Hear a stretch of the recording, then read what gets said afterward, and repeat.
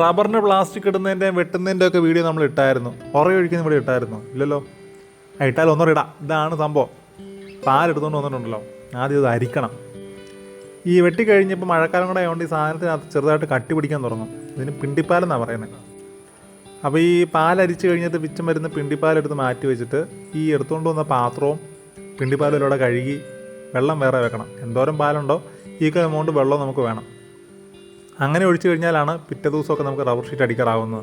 അതല്ലെന്നുണ്ടെങ്കിൽ വെള്ളം കുറച്ച് ഒഴിച്ചു കഴിഞ്ഞാൽ പെട്ടെന്ന് ഈ സാധനം കട്ടിയാവും. അതിപ്പം ഉറയൊഴിച്ചൊരു 2 മണിക്കൂർ 1 മണിക്കൂറിനൊക്കെ ഉള്ളിൽ ഷീറ്റ് അടിക്കുന്ന രീതിയിൽ നമുക്ക് ഉറയൊഴിക്കാം. അപ്പം ആസിഡ് കൂടുതലൊഴിച്ച് വെള്ളം കുറച്ചൊക്കെ ഒഴിക്കണം. അപ്പോൾ ഇത് തെളിയാനൊക്കെ ചിലപ്പോൾ പാട് വരും. ഏറ്റവും സ്മൂത്തായിട്ട് പരിപാടി നടക്കണമെന്നുണ്ടെങ്കിൽ പിറ്റേ ദിവസം എടുത്ത് അടിക്കുന്നതാണ്.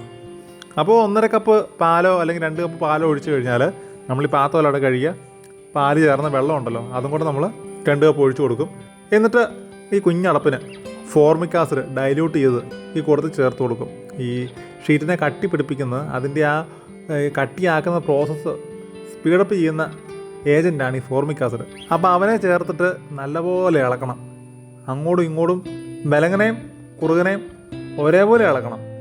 ഇപ്പോൾ പാല് കൂടുതലുള്ള സമയമാണെന്നുണ്ടെങ്കിൽ 2 കപ്പ് വെള്ളവും 2 കപ്പ് പാലും അതിൻ്റെ അകത്തോട്ട് ഇച്ചിരി ആസിഡ് ഒഴിച്ച് ഒരു ബക്കറ്റിലിട്ട് ചായ അടിക്കുന്നവരെ അടിച്ച് ഡിഷിലോട്ട് ഒഴിച്ച് കഴിഞ്ഞാൽ പരിപാടി തീർന്നു. ഇപ്പോൾ പാല് കുറവാകുമ്പോൾ നമുക്കിങ്ങനെ കപ്പിലെടുത്ത് ഒഴിക്കുന്നതാണ് എളുപ്പം.